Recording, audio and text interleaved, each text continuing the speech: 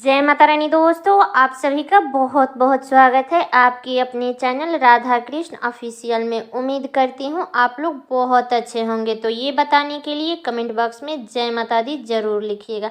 तो चलिए दोस्तों, आज हम इस वीडियो में जानेंगे कि साल 2024 में माघ गुप्त नवरात्रि कब है, कब से शुरू हो रही है, कब समाप्त हो रही है। गुप्त नवरात्रि में कलश स्थापना का शुभ मुहूर्त क्या है, क्या नवरात्रि गुप्त नवरात्रि में कलश स्थापना करना जरूरी होता है, पारण का शुभ मुहूर्त क्या होगा। तो इसी के ऊपर आज का मेरा ये वीडियो है, तो आप लोग वीडियो के लास्ट तक बने रहिएगा, आप सभी को संपूर्ण जानकारी प्राप्त होगी। तो आप सभी को गुप्त नवरात्रि की बहुत बहुत शुभकामनाएं। तो बता दो कि हिंदू पंचांग के अनुसार साल में 4 बार नवरात्रि का पर्व आता है, जिसमें से 2 गुप्त नवरात्रि और 2 प्रत्यक्ष नवरात्रि होती है। तो गुप्त नवरात्रि जो होती है वो माघ और आषाढ़ में होती है।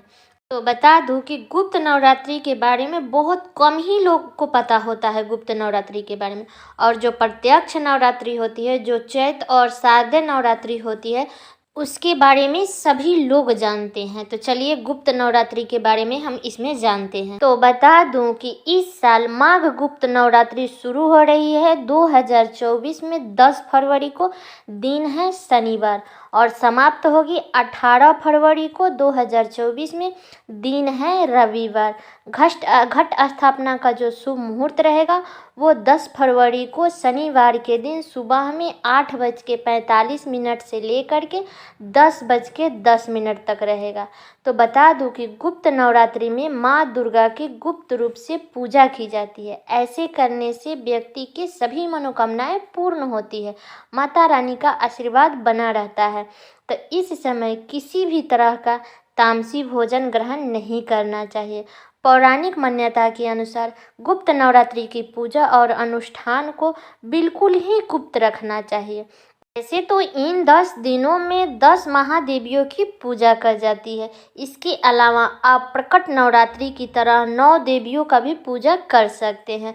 तो गुप्त नवरात्रि में सबसे पहला दिन जो पूजा होता है वो माँ काली का होता है, दूसरे दिन माँ तारा का होता है, तीसरे दिन त्रिपुर सुंदरी की होती है, चौथे दिन माँ भुवनेश्वरी की होती है, पांचवें दिन माँ छिन्नमस्ता की होती है, छठे दिन माँ त्रिपुरारी भैरवी की होती है, सातवें दिन माँ धूमवती की होती है, आठवें दिन माँ बदलामुखी की होती है, नौवें दिन मातंगी की होती है, और 10वें दिन माँ कमला की पूजा की जाती है। तो बता दूं कि मान्यता के अनुसार माँ नवरात्रि के पहले दिन दुर्गा माता कैलाश पर्वत से धरती पे आती है, और उनका अपने दिन के अनुसार से ही उनके आगमन का वाहन भी तैयार होता है, और उसके शुभ और अशुभ संकेत भी मिलता है।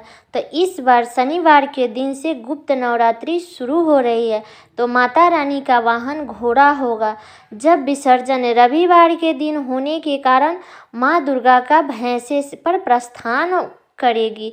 धार्मिक मान्यता के अनुसार इन दिन गुप्त नवरात्रि में पूजा को जितना गुप्त रखना चाहिए उतना ही जल्द आपकी मनोकामनाएं पूर्ण होती है। गुप्त नवरात्रि का जो मुख्य उद्देश्य होता है वो साधकों और अघोरियों के लिए होता है, क्योंकि तंत्र मंत्र को सिद्धि पाना चाहते हैं वो लोग। पूजा पाठ को गुप्त रखने के लिए यदि आप मंदिर में कलश स्थापना किए हुए हैं तो उसे भी दूसरे की नज़र से बचा करके रखना चाहिए। अगर आप ऐसा नहीं कर सकते हैं तो आप बिना कलश स्थापना किए ही पूजा कर सकते हैं, उपवास रख सकते हैं। तो जिस तरह आप प्रकट नवरात्रि में अष्टमी या नवमी के दिन कन्या पूजन करते हैं, उस प्रकार से गुप्त नवरात्रि में नहीं किया जाता है। अगर आप कन्या पूजन करते हैं तो फिर गुप्त नवरात्रि गुप्त नहीं रह जाती है। इसीलिए अंतिम दिन विसर्जन से पहले गुप्त नवरात्रि के रूप में कुछ कन्याओं को दान दे देना चाहिए गुप्त रूप से, उन्हें भेंट स्वरूप कुछ उपहार की वस्तुएं देना चाहिए, और उन्हें गुप्त रूप से ही पूजन करना चाहिए। किसी को भी इस बात के बारे में पता नहीं चलना चाहिए। तो इस बात का आप लोग ध्यान रखिएगा।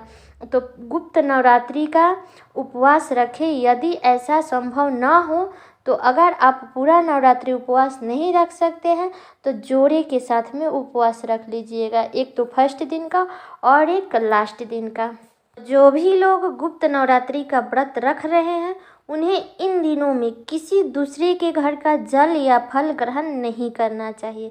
इस नवरात्रि में भी आप फलाहार कर सकते हैं, जैसी आपकी श्रद्धा है तो एक समय फलाहार कर सकते हैं। इस नवरात्रि में आप एक बार शाम के समय में पूजा करने के बाद आप अगर चाहे तो शुद्ध और सात्विक भोजन भी कर सकते हैं। और बाकी व्रतों की तरह आप इसमें भी लौकी, कुटुम्ब, साबूदाना और सेंधा नमक का सेवन कर सकते हैं। ड्राई फ्रूट खा सकते हैं, फल का जूस पी सकते हैं। तो उम्मीद करती हूँ दोस्तों कि आप लोगों को गुप्त नवरात्रि से संबंधित सारी जानकारियाँ प्राप्त हो गई होगी। तो ये वीडियो मेरा यहीं तक का था। कैसा लगा ये वीडियो आप लोग कमेंट करके ज़रूर बताइएगा। और चैनल पर नया हैं तो सब्सक्राइब कर लीजिएगा, बेल आइकन को प्रेस कर दीजिएगा, जिससे मेरे वीडियो का नए नोटिफिकेशन आप सभी के पास सबसे पहले पहुंचे। और वीडियो को लाइक कर दीजिएगा, क्योंकि आपके एक लाइक से मुझे बहुत ही मोटिवेट मिलता है। तो वीडियो को लाइक कर दीजिएगा और वीडियो को शेयर कर दीजिएगा, ताकि हर किसी को गुप्त नवरात्रि से संबंधित सारी जानकारियाँ प्राप्त हो सके। तो चलिए दोस्तों, मिलते हूँ अगले वीडियो में, तब तक के लिए नमस्कार।